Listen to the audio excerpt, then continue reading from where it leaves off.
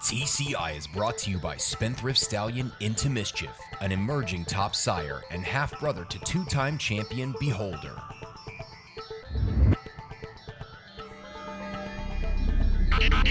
Welcome back to TCI, your inside track to the Breeders' Cup. Alongside Joel Cunningham, I'm John Siegel. Well, Joel, we're back. We're ready to talk Breeders' Cup. Man, it's in our own backyard this year. We're only about 5 weeks away. This is the first major weekend of final Breeders' Cup preps. We want to jump right in here, man, and start talking about the turf division at Belmont. You know, we got a grade 1 there in the Joe Hirsch. We got some pretty good horses in here, but one thing that's interesting, there is not any horses running in here who ran in last year's Breeders' Cup.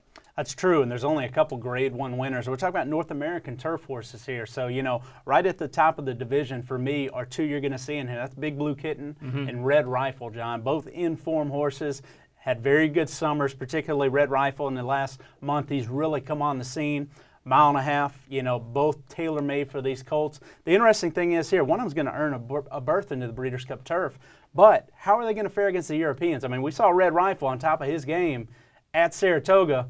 And look, we saw a very good French-bred horse come in, a horse that was runner-up last year in the Breeders' Cup turf, Flintshire, just really blowed the doors off of him in the stretch, even though I did think Red Rifle ran well and was tactically a little out of place in that race. However, still stepping up now. I mean, you could see Golden Horn, the leading 3-year-old in the country, or in the world rather, possibly come for this race. I mean, we know the Europeans are going to bring a lot of their best.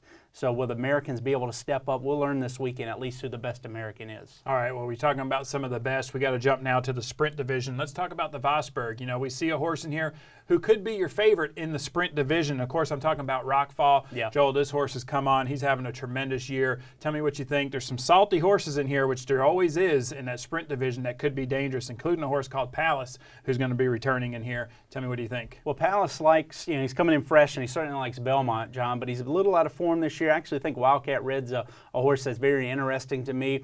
But in terms of pure lick and 108 speed, Rockfall is that horse this year.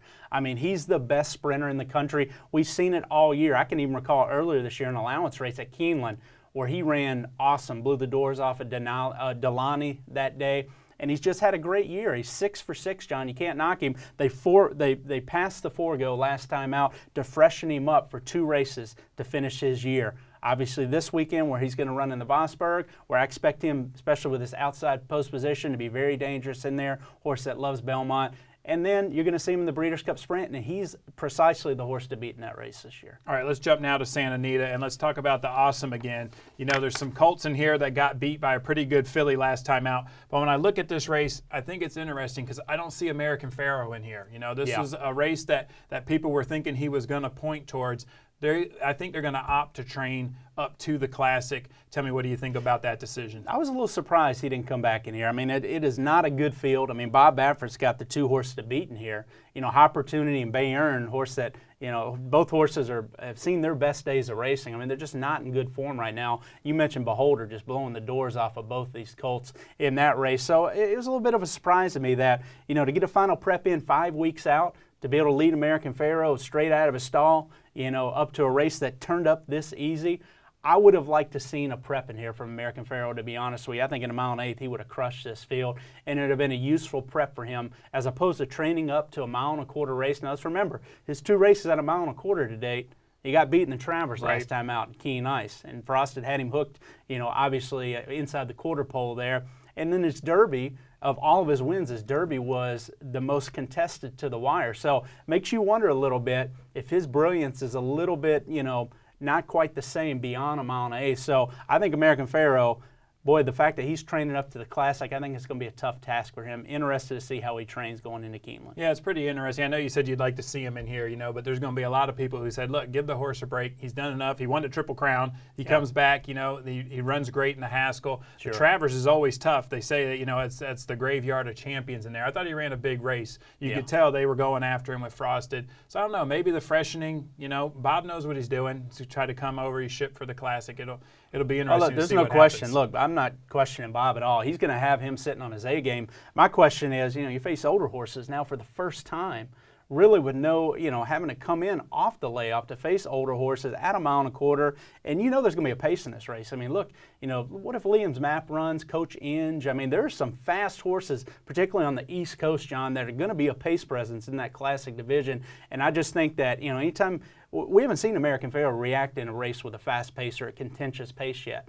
How is that going to work out for him going 10 furlongs? Having to come in off 2 months off the shelf. So a very interesting tactic I just felt for American Pharoah. All right, well, let's go now then and talk about the Beldame. This is, where we're going to see the Distaff division. Joel, it's interesting here because we're talking about Beholder. We say how good she is. She defeated Colts last time out. Yeah. In this division, she may not even run in here. Tell me, what do you think? What's your top 5 in the Distaff? Yeah, let's just go ahead and release our first top 5 of the Breeders' Cup, John. And you'll see in the Distaff division, which is going to be the Friday feature of the Breeders' Cup, you have 2 major preps this weekend. And you're right.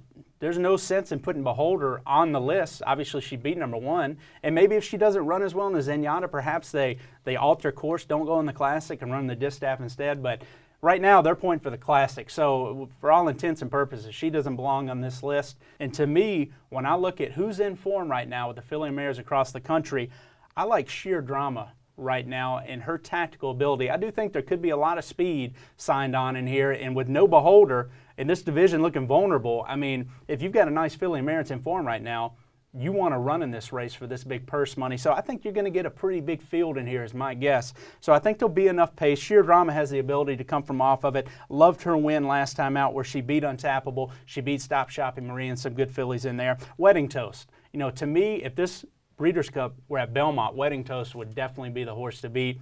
She's another filly that's tactical, but certainly very fast. I don't think a mile and an ace a problem. You're going to see Wedding Toast this weekend in the Beldame. I think she's going to be very tough to beat at that track. They got a freshening out of her. She won on Belmont Stakes. They didn't elect to take her to Saratoga. They kept her at the track that they knew that she liked. I expect her to run well here, go in and probably be your favorite if she were to win this race. Probably be your favorite, running back in the Distaff. And then, you look at some other horses, Untappable. Yeah. You don't see Untappable in here. She's your defending champion. She has not been as good this year. Going back to Keeneland now, will she wake up? I mean, you see a lot of fillies and mares this time of year, John. They'll can a life. And, can Untappable wake up in here? The Beldame this weekend isn't a win and you're in, but I think you're going to see Untappable, Sheer Drama. A lot of these fillies, you're going to see them turn up in the Spinster, which is a win in your in. It's a local prep at Keeneland. I want to see how she can fare in there against maybe Sheer Drama and some others. Got Lucky, a little tiny filly for Todd Pletcher. Well-bred, but she's come on. I mean, if you're looking for that filly that can come from off the pace in a race that has some speed, here's a filly that's come on this summer. She's still not grade 1 accomplished.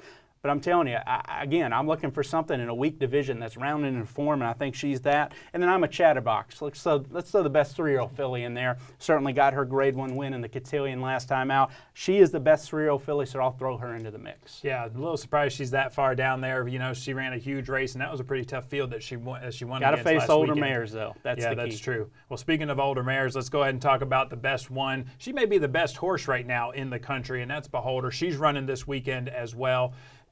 Joel, she's running against fillies again. I mean, what do you see anything in there that may test her? I mean, if Warren's Veneta returned to her spring form and somehow got a monster tactical advantage over on a track that maybe had some bias, perhaps she'd be tough to run down, but it's just so hard to see right now. I mean, they talk about how good Beholder's doing right now. So the concern of the bounce, which would be there for me coming out of the Pacific Classic, was so huge. They're saying she's doing tremendous right now. I love where she drew out here outside. I mean, Gary Stevens will pick his trip in here. Going back against fillies, it's hard for me to see her lose here, particularly on a track like Santa Anita we know she loves. That's a great time of year for horse racing. Oh, you got so many good races. Keeneland next weekend. Yes, sir. Well, thank you guys for watching. It's good to be back. We'll see you next week. We'll talk about these horses and then also give you a new top 5.